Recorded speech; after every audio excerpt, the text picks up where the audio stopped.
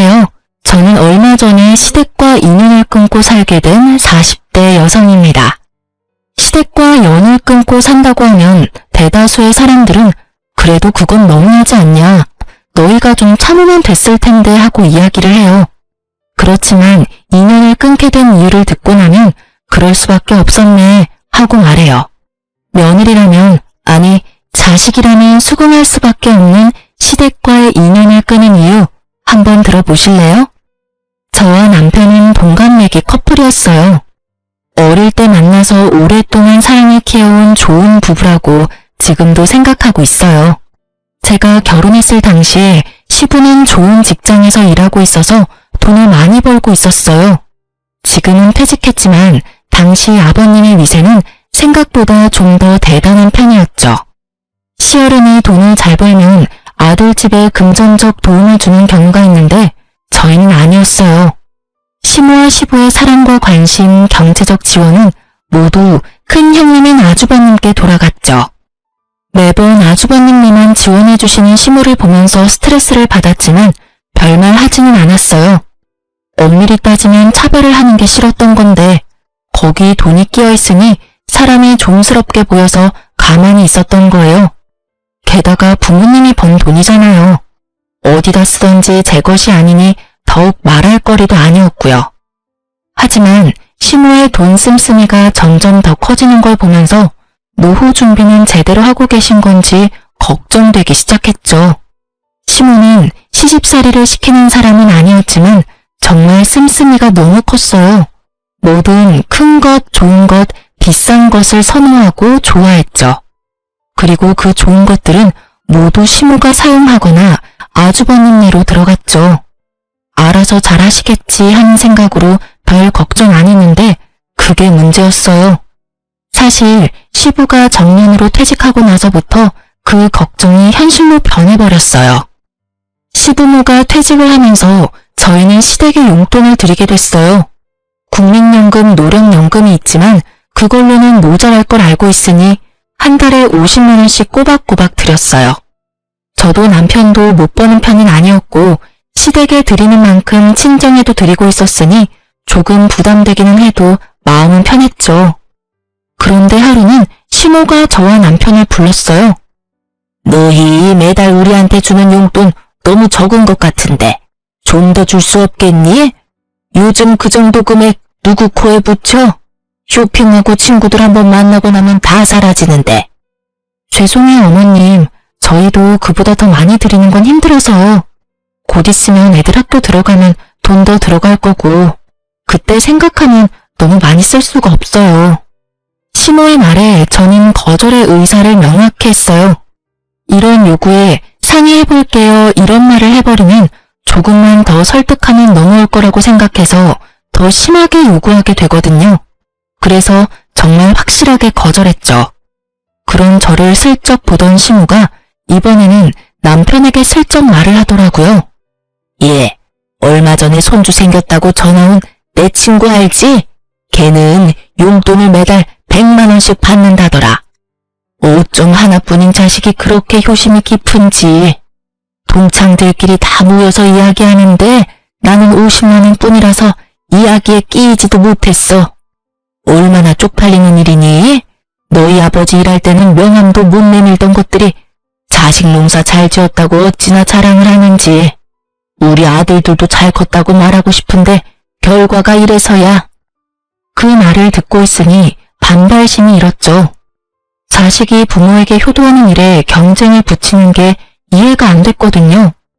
남의 자식 이야기하면서 우리한테 돈 더 달라는 이야기인 게 뻔했잖아요. 어머님, 그렇게 말씀하셔도 그 집안은 집안, 우리 집안은 우리 집안이잖아요. 상황이 다른데 똑같이 해달라고 하시는 건 좀 아닌 것 같아요. 아니면 아주버님이나 아가씨에게 이야기해보는 게 어떠세요? 어머님 말씀 들어보니 저희한테만 받고 계신 것 같은데 모자라다 싶으면 아주버님께 말씀해보세요.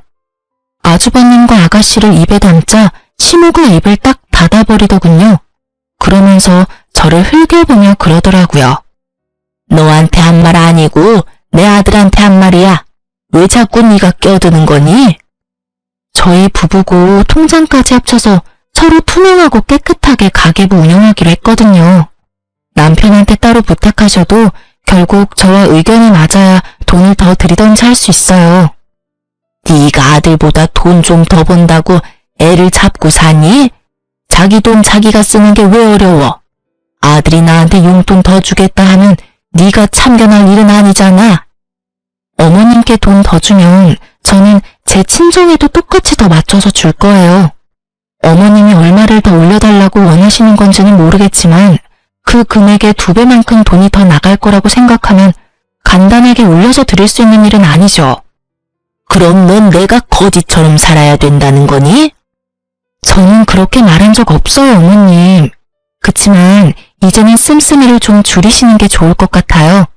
예전처럼 쓰시면 당연히 돈이 부족하다고 느낄 수밖에 없으니까요. 저는 이때다 싶어서 시모에게 말했어요. 이제 아버님이 월급을 받지 않으시니 가게 규모를 좀 줄이시는 게 좋을 것 같아요. 네가 뭔데 돈을 쓰라 말아야? 우리 집 일은 알아서 할 테니 신경 쓰지 마라. 이 이야기는 다음에 하자. 결국 이야기는 마무리되지 못했고 저희는 집으로 왔죠. 남편은 난감한 표정으로 그러더군요. 여보, 미안해. 아버지 퇴직했으니 절약하시라고 말은 했는데 내 말은 안 들으셔. 기분 안 좋았지? 기분 나쁜 건 아닌데 걱정돼서 그래. 연세 드실수록 자식들이 부모 부양하는 건 당연하잖아. 그런데 저렇게 돈을 많이 쓰시면 나중에 감당이 안 되잖아. 당신이 말해도 내가 말해도 듣지 않으시면 아주버님께 말해볼까? 형님한테? 형님 아가씨하고 이야기해서 용돈 드리는 거 확실하게 정리하는 게 맞는 것 같아. 어머님 말씀 들어보니 우리만 용돈 드리는 것 같고 부모님 퇴직하셨으니 형제들도 다 같이 드려야 형평성이 맞지. 그렇게 아주버님과 아가씨를 저희 집에 초대해서 말했어요. 얼마 전에 어머니가 용돈이 너무 적다고 하셨어. 우리는 더 이상 드릴 수는 없다는 입장인데 형님이랑 동생 생각은 어떤지 물어보려고 부른 거야. 두 사람은 어머니한테 용돈 드리고 있어? 나도 드리고 있지. 우리 집은 30만 원 드려. 아, 나도 30씩 드리고 있지. 드리고 있다고? 게다가 다들 30만 원씩. 시모가 우리에게 거짓말을 제대로 한 거였어요. 3명 합치면 110만 원씩 용돈을 받고 있었는데 저희한테는 다른 자식들한테는 돈 안 받는 것처럼 말하고 저희가 적게 주는 것처럼 말했으니까요. 이 순간에는 저도 살짝 화가 났어요. 우리가 제일 많이 내고 있었는데 왜 우리한테 돈을 더 요구한 건지 그 생각이 궁금할 정도였죠. 왜 그래? 너희는 어머니한테 용돈 얼마 주는데? 우리는 50만 원씩 드리고 있었는데 왜 우리한테 돈을 더 달라고 하신 걸까? 돈 많이 번다고 자랑질이네. 재수씨 돈 많이 벌잖아. 많이 버는 만큼 내면 되지. 뭔 불만이야? 형이 그런 말 하는 건 아니지. 여태껏 부모님한테 받은 것만 보면 형이 더 많이 내야지 맞는 거 아니야? 어머니 돈 쓸 때 형한테만 썼는데 왜 우리가 더 내? 우리가 더 내는 걸 당연하게 생각하는 형님 말을 보고 남편이 화를 냈고 저는 말렸어요. 야, 잘 벌면 좀 더 내면 되지. 뭘 그것 가지고 예민하게 반응해? 마누라 처가댁 생각하는 것도 적당히 좀 해. 우리 식구나 잘 챙기라고. 용돈 더 달라고 한다고 우리 모아서 뭐 할 건데? 더 달라 하시면 더 드려. 너한테 이야기한 것도 너희가 더 줄 수 있을 것 같으니까 말씀하셨겠지. 그래서 우리한테 다 떠넘기면 형은? 형은 더 해줄 생각도 없이 나한테 더 내라고? 난 못해. 다들 30씩 내고 있으니 똑같이 30씩 내던지 아니면 형이랑 동생이 20씩 더 올려서 다 같이 50을 내던지. 야, 난 30씩 드리는 것도 버거워. 그럼 결정됐네. 나도 30씩 낼게. 그럼 되잖아. 내가 뭐하러 형보다 더 많이 내? 내가 받은 게 형보다 훨씬 없는데. 결국 그날은 서로 기분이 상한 채 대화는 종료됐고 남편은 열이 완전히 받았죠. 그리고 저도 아주버님의 행동에 질리기는 마찬가지였어요. 우리한테 모든 걸 미루는 것도 열받았지만 저한테 빈정대듯 말하는 것도 짜증났거든요. 그날 이후 저와 남편은 시모에게 용돈을 주는 날 시모 집으로 찾아가서 말했어요. 어머님, 저희 아주버님이랑 아가씨랑 이야기해봤는데 다들 30씩 드리고 있었다고 하더라고요. 그래서 저희가 내는 만큼 올려서 드리자고 했더니 버겁다고 하셔서 모두 30 맞춰서 드리기로 했어요. 뭐? 웃기는 애들이네. 50씩 주던 걸 왜 30으로 낮춰서 줘? 저희가 어머님한테 많이 드리면 아주버님이 뭐가 되겠어요? 아무리 그래도 어머님 사랑 제일 많이 받은 장남인데 우리보다 덜 주면 기분이 많이 상하실 거잖아요. 그리고 형제 자매들끼리 이런 돈 문제는 확실하고 차별 없이 하는 게 문제가 생기지 않거든요. 그렇잖아도 아주버님께서 저랑 남편한테 돈 많이 버는 거 자랑하냐고 그러시더라고요. 자랑하려고 50만 원씩 드린 건 아닌데 듣는 사람 입장에서는 그런 생각이 드나 봐요. 그래서 30만 원으로 줄인 거니까 어머님이 이해 좀 해주세요. 그래도 줬다가 다시 줄이는 건? 아주버님 생각도 해주세요. 저희만 좋자고 계속 많이 내면 아주버님도 아가씨도 기분 안 좋을 거예요. 이해해주세요. 제 말에 시모는 아무 말 못하더군요. 저희를 속인 데다가 아주버님의 생각까지 듣고 나니 더 달라고 요구는 못하겠나 보더라고요.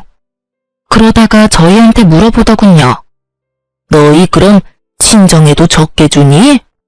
네, 저희 친정에도 30만 원으로 줄여서 드린다고 했어요. 친정에서는 별말 없으셨거든요. 달라고 해서 드리는 것도 아닌데 너희 주는 대로 받겠다고 하셔서 공평하게 줄여서 드리기로 했어요. 그 말을 듣고서는 아예 포기한 것 같더군요. 결국 시모는 용돈 더 달라고 했다가 용돈이 도리어 줄어들어 버렸죠. 차라리 용돈 올려달라 말하지 않았으면 계속 50씩 받을 수 있었을 텐데 괜히 욕심내시는 바람에 도리어 20만 원 줄게 됐으니 그렇다고 형제들 다 30씩 주는데 저희만 50 드리는 것도 그렇고 결국은 이렇게 정리되어서 저희는 참으로 다행으로 생각했어요. 그 이후로 시모는 더 이상 저희에게 용돈을 요구하지는 않았어요. 하지만 뭔가 사야 할 때만 연락 와서 사달라고 하는 경우가 더 늘었죠. 용돈은 용돈대로 쓰고 필요한 건 필요한 대로 저희한테 사달라고 하시는 건데 그것도 나중에는 형님과 아가씨에게 말해서 돈을 거뒀더니 나중에 시모가 그 사실을 알고 나서는 요구하지 않더군요. 아주버님이 뭐라고 하셨는지 아니면 아주버님 고생시키는 게 싫었던 건지는 모르겠지만 저희 생각을 해서 그런 건 아니라 생각하니 참으로 마음이 착잡했어요. 그렇게 시모의 낭비가 사라지는 건가 싶던 어느 날 시모가 저희를 시댁으로 불렀어요. 너희도 알다시피 이 집 너무 좁아서 이사를 가야 하는데 돈이 좀 부족하구나. 너희 집보다 3억 정도는 더 줘야 들어갈 것 같은데 너희가 돈 좀 보태주지 않을래? 그냥 공짜로 내라는 건 아니야. 너희가 돈 보태주면 새로 이사할 집 너희에게 줄게. 어떠냐? 저는 솔직히 이해가 가지 않았어요. 보통 이렇게 연세가 들어서 이사를 하는 거면 애들도 다 제 가정 찾아 나갔으니 두 분밖에 살지 않아서 더 작은 집으로 가잖아요. 그런데 저희 시모는 더 큰 집으로 이사를 가겠다고 하더라고요. 두 분이 살 건데 더 좋은 동네, 더 비싼 집을 찾는 거 보니 시모의 낭비벽이 사라진 게 아니라고 생각했죠. 그렇지만 이야기를 들어보면 나쁜 이야기는 아니었어요. 저희는 시댁 친정 도움 없이 저희 돈으로 전세로 신혼집을 마련했거든요. 그래서 언젠가는 자가를 가져야 하는데 이 집을 살 때 돈을 대주고 그 집 명의를 얻을 수 있는 건 도리어 더 낫겠다는 생각이 들었죠. 그렇지만 저희도 마냥 돈을 드릴 수는 없었어요. 시모의 낭비벽을 알고 있으니까요. 어머님, 좀 더 작은 평수로 가면 돈 안 빌려도 되는데 굳이 큰 집으로 가시려는 이유가 있을까요? 나더러 이거보다 더 좁은 집에서 살라는 거니? 나는 그런 닭장 같은 데서는 못 살아. 공짜로 해달라는 것도 아니고 너희 집으로 명의 돌려준다니까. 일단 살 때는 내 명의로 하더라도 나랑 네 아버지 돌아가시면 그 집 네 집 될 건데. 남편과 상의하고 저희는 돈을 빌려드리기로 했어요. 물론 그만큼의 목돈이 있는 건 아니고 저희가 가진 목돈을 다 넣으면 저희가 급할 때 쓸 돈이 없으니 대출을 진행하도록 하고 저희가 그 대출금을 갚는 형태로 하기로 했죠. 대신 조건을 걸었어요. 차용증을 꼭 쓰도록. 저희가 돈을 갚는 대신에 부모님 사후 명의를 저희 이름으로 돌린다는 내역과 도중에 집 명의를 바꾸지 못하는 경우가 생기면 저희가 낸 돈을 다 돌려받는다는 조건으로요. 시모는 떨떠름한 표정이었지만 차용증에 지장을 찍었어요. 솔직하게 말하면 시모는 그 차용증이 쓸모없다고 생각하는 것 같더군요. 그렇게 저희는 매달 원금이자 합해서 매달 100만 원씩 시모 아파트 대출금을 갚아갔어요. 힘들었지만 양가 부모님께 나가던 돈도 40만 원 줄었고 그 돈에 좀 더 보태면 못 낼 돈도 아니었죠. 그런데 1년이 좀 지났을까 시모가 잠깐 보자고 하더군요. 시모가 이렇게 부를 때는 좋은 일은 아니었기에 가고 싶지 않았지만 어쩔 수 없이 남편과 함께 갔어요. 어머님, 저희 부르셨어요? 그래, 앉아봐라. 내가 곰곰이 생각해봤는데 너희 지금 우리가 사는 집에 들어올 생각 없니? 합가 말이다. 합가요? 갑자기 무슨 말씀이세요, 어머니? 너희 어차피 이 집 명의 가져갈 거면 미리 들어와서 사는 게 낫지 않겠나 싶어서 그런 거다. 큰 집이기도 하고 너희들 들어와 살아도 크기는 충분하지. 그리고 돈 나갈 일도 줄어들 거 아니니? 그렇지만 나는 너희가 들어와 살았으면 싶구나. 우리도 나이가 들었고 둘이서 살기에는 좀 버거워. 너희 신혼집 어차피 곧 있으면 전세 재계약이지? 계약하지 말고 종료하고 들어와. 대신 전세금은 다른 데 쓰지 말고 들고 들어와. 너희 집 전세금은 써야 할 곳이 따로 있으니까. 시모의 말에 저는 그 써야 할 곳이 시댁에 새로 산 집의 대출금을 갚는 일이라고 생각했어요. 하긴 그렇게 갚아버리면 대출금도 사라지니까. 그렇게 생각하던 제 예상을 시모는 완전히 뒤집어 버리더군요. 얼마 전에 친구가 크루즈 여행 갔다 왔다고 하지 않니? 나랑 네 아버지도 이번에 크루즈 여행 갔다 오려고.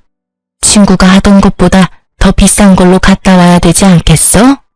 뜬금없는 크루즈라는 말에 저도 남편도 당황했어요. 저희 전세 자금을 시모 호사 여행에 쓰라는 말이었잖아요. 제 귀를 의심했죠. 어머니, 무슨 크루즈 여행 다녀온다고 합가를 해요. 여행이면 모아놓은 돈으로 가시면 되잖아요. 모아놓은 돈이 어디 있어? 생활비 쓰느라 다 써버렸는데.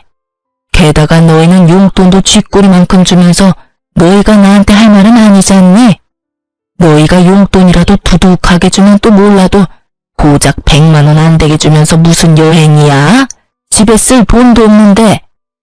어머님, 연금에 저희가 드리는 용돈까지 합치면 한 달에 300 정도 되잖아요.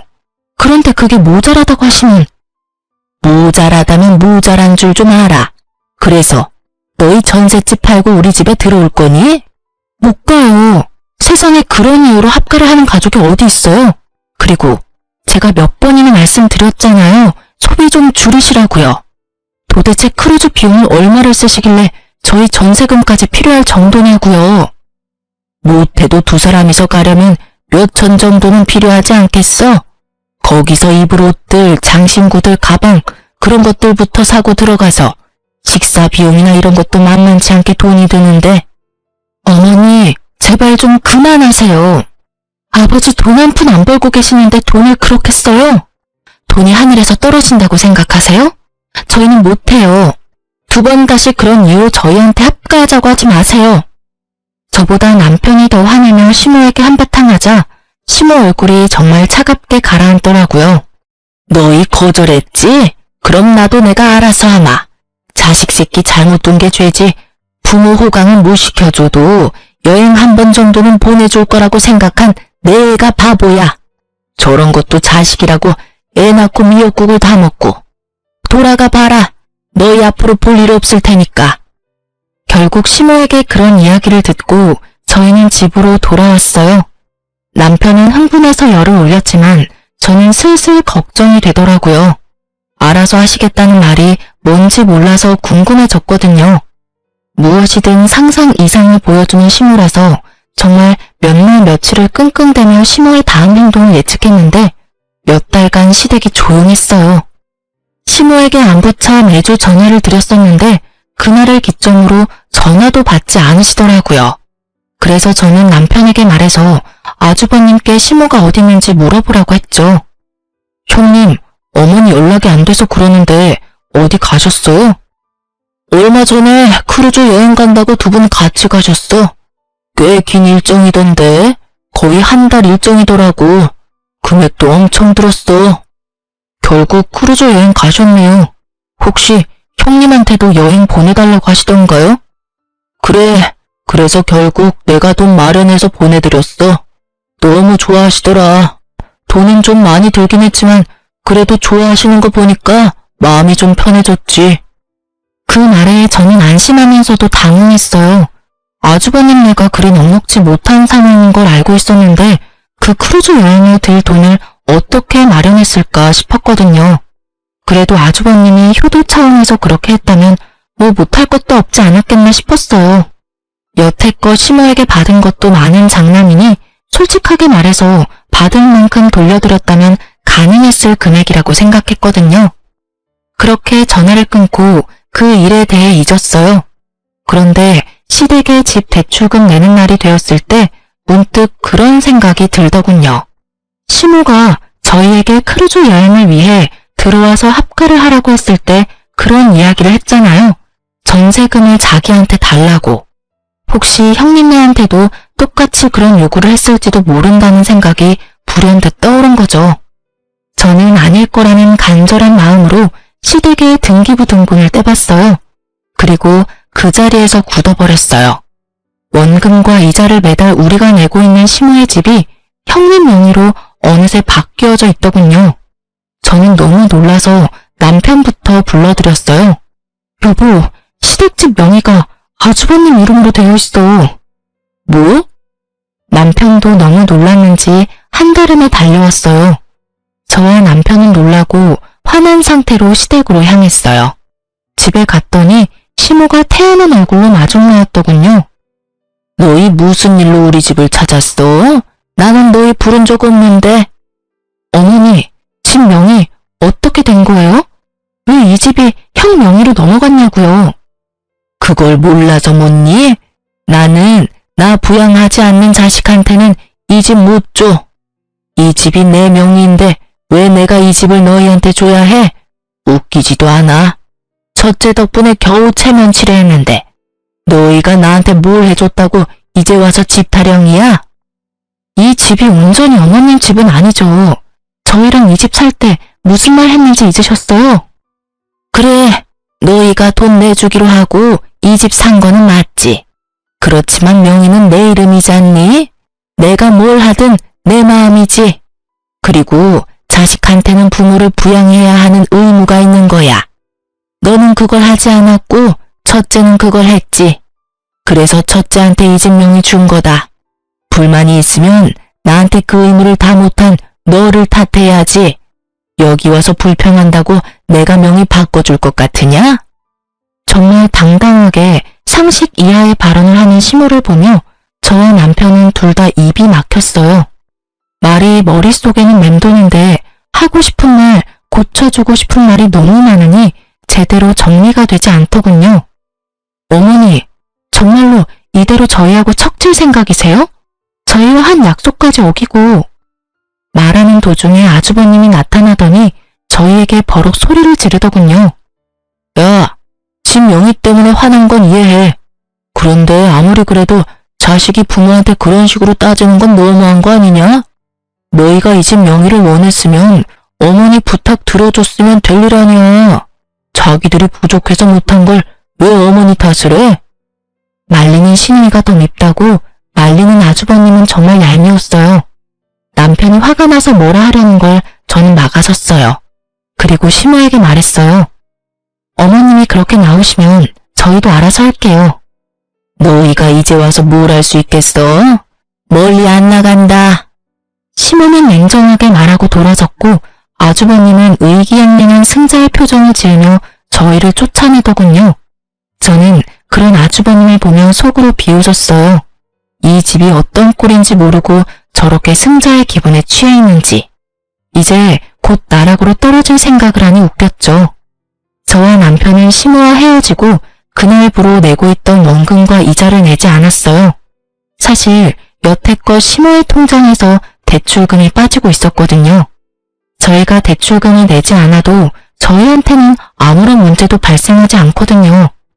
당연히 대출금이 상환되지 않으니 시모에게 연락이 갔더라고요. 저는 당연히 저희 대출금을 아주버님이 이어서 낸다고 생각했는데 그게 아니었던지 시모에게서 연락이 왔어요. 너희 대출금 왜 안 내줘? 부모님, 저희가 대출금을 왜 내요? 아주버님 명의로 넘어갔으니 아주버님이 내셔야 맞는 거죠. 어머님한테 그렇게 잘하는 아주버님이시니까 잘 내주시겠죠. 시모의 반응을 보니 그 집에 대출이 걸려있다는 것도 이야기하지 않은 눈치더라고요. 저는 그런 시모에게 한 가지 더 말했어요. 그리고 어머님, 그 집에 저희가 낸 대출금 이자랑 원금요. 거의 2년 동안 내서 거의 2,500 정도 되거든요. 그거 다 돌려주셔야 해요. 차용증 내용 기억하시죠? 돈 빌려드리는 대가로 집 명의 주시는 거였고 집 명의가 부득이하게 바뀌지 못하면 저희가 낸 금액 그대로 돌려주신다고요. 가족끼리 돈 주고받은 건 법적으로 효력이 없어. 넌 그것도 모르니? 그렇게 생각하시고 지장 찍으신 거예요? 그런데 어떡하죠? 가족 간 차용증도 법적 효력 있기는 해요. 그래서 제가 매달 어머님께 꼬리표 달린 돈을 통장으로 넣어드렸잖아요. 빌려드리는 돈이라고 한눈에 알 수 있도록. 통장 이체 내역도 있고 차용증도 세세하게 작성되어 있어서 돈 돌려주시지 않으면 변호사 사무실 찾아갈 거예요. 준 돈은 돌려받아야 하잖아요. 만약 어머님이 안 주신다면 아주버님께 찾아가서 말씀드릴 거예요. 그래도 괜찮으세요? 시모가 잠깐 생각하더니 그러라고 하더군요.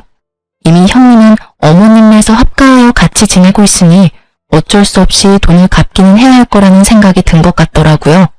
그래서 저는 아주버님께 전화를 했어요. 제주씨, 바쁘니까 나중에 들으시면 후회하실 거예요. 그 집 혹시 대출금 끼고 있는 집인 거 알고 있으세요? 알고 있지. 어머니가 갚고 계신 걸로 아는데.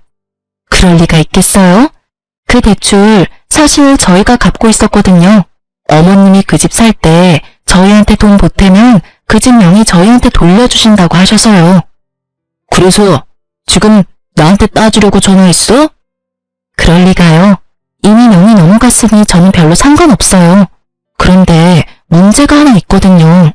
저희가 그 대출금 이제부터 내지 않을 생각이고 이미 낸 것도 다 돌려받을 생각이라서요. 대출이 얼만데? 집 시세 생각하면 그리 큰 돈은 아닐 건데. 대출 지금 한 달에 100만 원씩 꼬박꼬박 들어가고 있어요. 그리고 여태껏 낸 금액은 2,500만 원 정도 되는데 어머님이 못 갚겠다고 하시더라고요. 그러니 어쩔 수 없이 그 집 명의자인 아주버님께 돈 달라고 하는 거고요. 뭐? 달에 100만 원? 그렇게 많이 들어갈 리가 없는데. 너 우리 속이려고 하면. 속일 생각 없고요. 그건 어머님 대출 계약서 보시면 아실 거예요. 집 살 때 대출 받았으니까. 거기에 원금이자 명확히 적시되어 있을 거예요. 왜 돈이 그렇게 돼? 계산이 맞지를 않잖아. 어머니 전에 살던 집 가격 생각하면 그 정도나 빌릴 필요가 없어. 네, 집값만 계산하면 그렇죠. 그런데 아주버님은 모르셨나 봐요? 어머님이 전에 살던 집을 담보로 돈을 빌리셨더라고요. 뭐? 깜짝 놀라는 목소리를 들으니 정말로 모르는 눈치였어요. 모르셨나 보네요. 어쨌든 어머님은 아주버님께 돈 받으라고 하니 그렇게 진행하려고요. 일단 빌려드린 돈 2,500만 원은 어머님이 갚으셔야 하는데 어머님 돈이 없으니 같이 살고 계신 아주버님께서 갚아주셔야겠어요. 2,500의 대출금까지. 아, 제주씨, 우리가 지금 그런 돈을 낼 만한 상황이 아니야. 말했잖아. 어머니랑 아버지 크루즈 여행 간다고 돈을 너무 많이 쓰셨다고. 게다가 지금 어머님이 쓰고 계시는 돈만 해도. 그건 저희가 알 바는 아니죠. 그런 거 다 감수하고 어머님이랑 같이 살기로 하신 거 아니에요? 어머님 낭비벽 있으신 거 몰랐던 것도 아니면서. 그리고 저희는 만약에 이 돈 돌려받지 못하면 변호사 찾아가서 소송을 걸든 뭘 하든 다 해볼 생각이에요. 부양하고 계시니까 그분이 친 사고는 잘 처리해 주실 거라 믿어요. 변호사 이야기까지 하니 아주버님도 살짝 놀란 것 같더라고요. 이렇게 강하게 나올 거라는 생각은 못했겠죠. 아주버님이 잠시 고민하더니 저녁에 시댁으로 오라고 하더군요. 같이 모여서 어떻게 할지 상의하자고요. 그날 저녁에 시댁에 갔는데 정말 웃기지도 않은 개그쇼를 보는 것 같았어요. 어머니, 왜 둘째한테 돈 빌리고 있는 거 이야기 안 하셨어요? 대출이 있다는 걸 알았으면 저도 집 팔고 여기 들어오는 일 없었을 거라고요. 이 집이 탐나서 들어오겠다고 한 건 너였잖니? 이제 와서 지금 부모한테 화풀이야? 예, 화풀이에요. 도대체 이 집에 잡혀있는 대출금 하며 어머님이 평상시에 쓰는 돈까지 제가 얼마나 힘들게 사는 줄 아세요? 와이프 얼굴 보기도 겁난다고요. 나한테 화내지 말고 둘째한테 이야기해. 얘네들이 대출금 내주기로 했으면서 안 내주는 거니까. 그래, 너희도 그래. 어머니한테 준 돈 2,500 어떻게 나한테 그렇게 악착같이 받으려고 하냐? 솔직히 나도 어머님한테 당한 건 마찬가지잖아. 저희랑 아주버님은 시작이 다르잖아요. 저희는 어머님 지원 한 푼 없이 결혼했고 아주버님은 어머님한테 집 받으셨잖아요. 그 집 팔고 들어오신 거는 어머님도 아주버님도 돈 꽤나 남았을 텐데 뭐가 그렇게 아쉽고 억울하세요? 그렇게 치면 여태껏 아무것도 받은 것 없이 부양만 해야 했던 저희는 뭐가 돼요? 아니, 아직까지 그런 걸로 따지면 솔직히 어머니한테 내가 받은 게 많다고 생각하는데 그렇지만도 않아. 우리도 그렇게 많이 받은 거 없어. 집도 이번에 팔면서 적자봤어. 어머니 크루즈 여행 가는데 준비금이랑 여행비, 쇼핑비 하고 나니 남는 돈이 없다고. 그거야 아주버님 사정이죠. 그래서 저희가 낸 2,500 돌려주실 거예요? 안 주시면 저희도 법적인 조치 취할 거예요. 저희는 아주버님이랑은 다르게 시댁에 한 푼도 받은 게 없어서 증여나 뭐 이런 명목으로 돈 떼일 일 없거든요. 받은 돈이 없으니 돌려줄 돈도 없었어요. 그러나 빌려준 돈은 있으니 다 받을 수는 있었죠. 결국 저희의 맹렬한 저항에 부딪힌 아주버님은 저희에게 2,500을 돌려줬어요. 그렇게 저희는 겨우 원금을 회수했죠. 형님, 어머니, 앞으로는 저희한테 연락하지 마세요. 두 사람이 저와 제 와이프 대하는 거 보고 이젠 질려서 여기 있고 싶지도 않아요. 와이프 보기도 부끄러울 정도라고요. 그러니까 앞으로 연락하지 말고 삽시다. 결국 남편은 시댁과 인연을 끊겠다 말하고 헤어졌어요. 집 밖으로 나오는데 여전히 시모와 아주버님이 큰 소리로 싸우고 있더군요. 현관 밖까지 들리는 고함 소리에 저와 남편은 고개를 저었어요. 그렇게 저와 남편은 집에 돌아왔고 그 이후로 정말 시댁과 연을 끊고 살았어요. 3년 정도 연락 없이 지냈지만 가끔 막내 아가씨가 연락을 주기는 했어요. 그 집안 사람이기는 했지만 결혼해서 조금은 먼 사이가 됐고 남편처럼 어머님의 장남 사랑의 피해자인 사람이었으니 연락을 하고 지내긴 하더라고요. 그런데 3년 좀 지나고 저희 집으로 시모가 찾아왔더군요. 저와 남편은 당황했어요. 이렇게 시모가 직접 찾아올 줄은 상상도 못했으니까요. 안으로 들였는데 그때 당시에 저희는 친정 부모님과 같이 살고 있었거든요. 시모는 들어오자마자 그 말부터 하시더군요. 이런 불효자식 같으니 자기 부모는 모실 생각도 안 하고 마누라 부모를 모시고 살아? 여자한테 꽉 잡혀서 살면서 아주 몹쓸 인간이 됐어. 어머니, 그런 말씀 하려고 여기 오신 거예요? 그러면 돌아가세요. 나도 여기서 좀 살아야겠다. 네 형하고는 못 살겠어. 구두쇠 같은 게 돈 한 푼 안 주고 사람을 부려먹잖아. 갑자기 그게 무슨 말씀이세요? 저희 집에 이미 장인 장모님 같이 살고 계시는데. 그거야 내 알 바가 아니지. 여기 네 집이잖아. 그러면 내가 내 아들 집에서 지내겠다는데 누가 뭐라고 할 거야? 너도 내 자식이면 당연히 부모 모실 생각이나 해야지. 치마폭에 쌓여가지고는 사내 새끼가 돼서 이게 무슨 꼴이야? 제 꼴이 어때서요? 어머니, 자식 이용해 먹으려고 했던 사람이 어머니 자신인 거 잊으셨어요? 형님하고 무슨 일로 틀어져서 저한테 찾아와서 괴롭히는 건데요. 저는 어머니랑 같이 살 생각 전혀 없으니까 나가주세요. 너 어떻게 이런 식으로 대해? 너도 내가 돈 없다고 무시하는 거야? 이래서 내가 명의를 먼저 줘버리는 게 아니었는데 네 형도 그렇고 너도 그렇고 사람이 어떻게 그렇게 냉정하니? 네 형은 나를 아주 범죄자 취급을 해. 매번 크루즈 여행 보내준 거, 집 대출금 이야기하지 않은 거, 그런 말 하면서 나한테 화만 내고 나도 할 말 많아. 내가 지한테 얼마나 많은 걸 해줬는데 어떻게 그놈이 나한테 이런 모욕을 줘? 어머님, 아주버님이 나쁜 마음이셨으면 이미 어머님 내쫓았겠죠. 그런데 내쫓지 않고 집에 같이 산다는 건 나쁜 마음에서 그러는 건 아니실 거예요. 나쁜 마음이 아니면 그게 뭐니? 돈을 한 푼을 안 줘. 친구들 만날 때 옷 좀 사입으려고 했더니 고작 그것도 못하게 받고 한 달에 용돈을 꼴랑 30만 원만 주는 게 너무하잖아. 게다가 너희도 그래.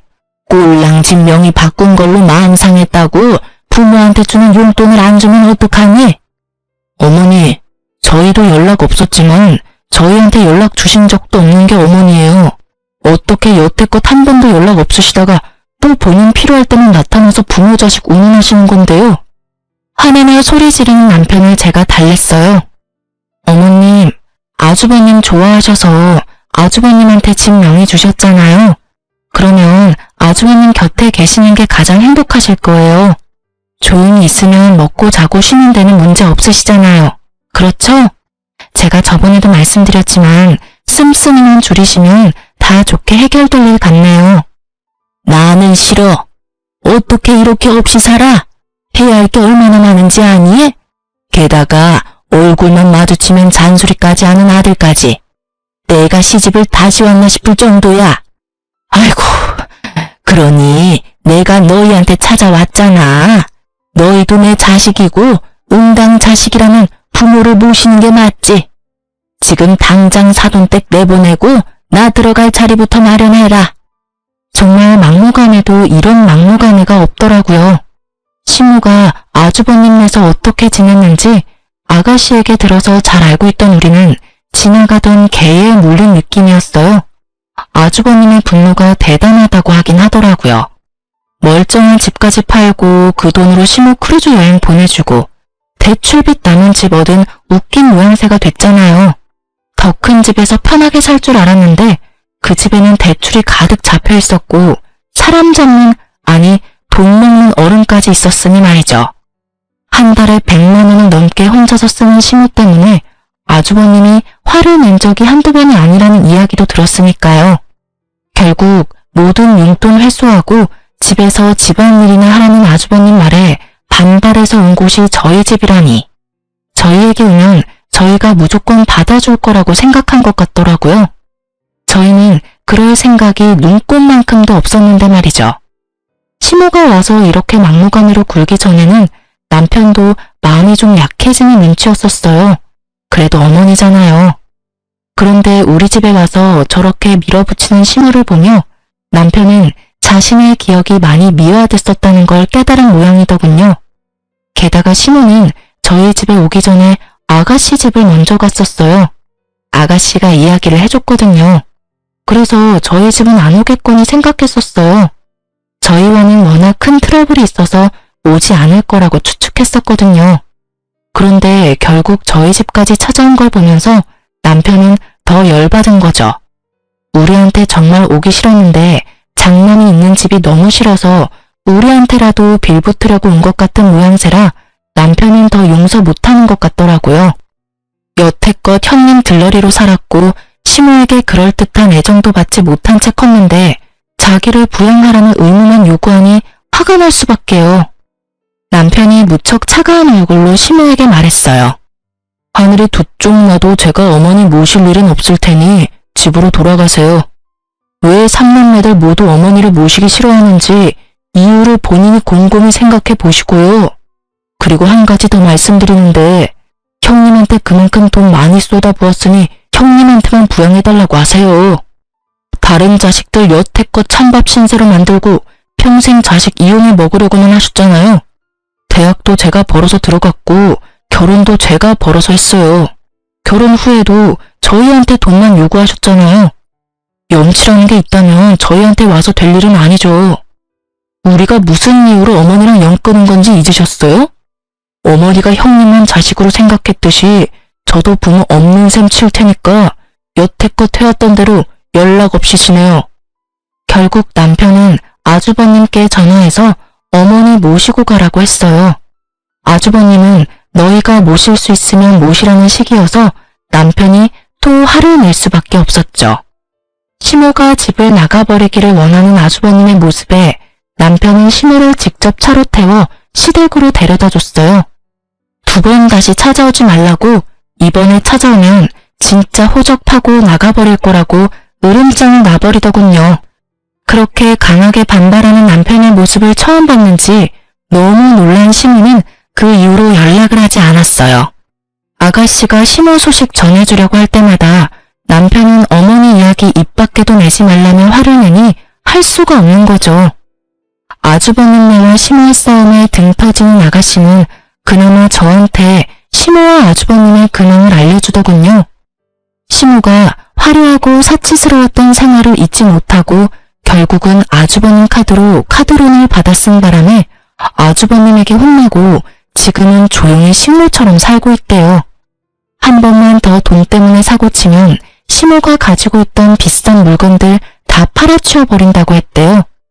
그리고 시모는 요양원에 데려다 주겠다고 말했다더라고요. 결국 시모는 아주버님 말에 꼬리 내리고 얌전히 식물처럼 살고 있고, 아주버님네는 집 대출금에 어머님이 빌린 카드론까지 갚으며 전전긍긍 살고 있대요. 와이프 눈치 엄청 본다고 하더군요. 하긴 형님도 속이 뒤집어지겠죠.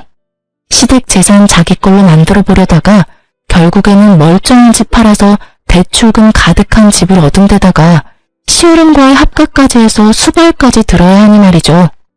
조용하고 점잖은 분이면 모시기 그나마 편했겠지만 다른 곳에 문 돌리면 사고나 치는 사람을 모시려니 속에 천불이 나는 것도 당연할 거예요. 그렇지만 두 사람 모두 뿌린 대로 거둔 거라고 생각해요. 우리를 이용하려 했던 시모나 그런 시모를 이용하려 했던 아주버님이나 자기들이 만든 결과죠. 글을 쓰면서도 그때를 생각하면 화가 많이 나요. 돈에 환장한 시모를 떠받들며 살았다면 지금쯤 저희도 거짓골을 면하지 못했을 테죠. 얼마 전에 시댁 이야기를 들은 김에 생각이 나서 글을 써봤어요. 시댁과 이런 일로 부딪히는 일은 많을 거예요. 저희는 휘둘리기 싫어서 인연을 끊는 방법을 선택했죠. 이게 나쁘다고 생각하는 사람들도 있어요. 하지만 당해보지 않은 사람은 그 스트레스를 모르죠. 긴 글 읽어주셔서 고맙습니다. 스트레스 받지 말고 즐거운 하루 보내세요.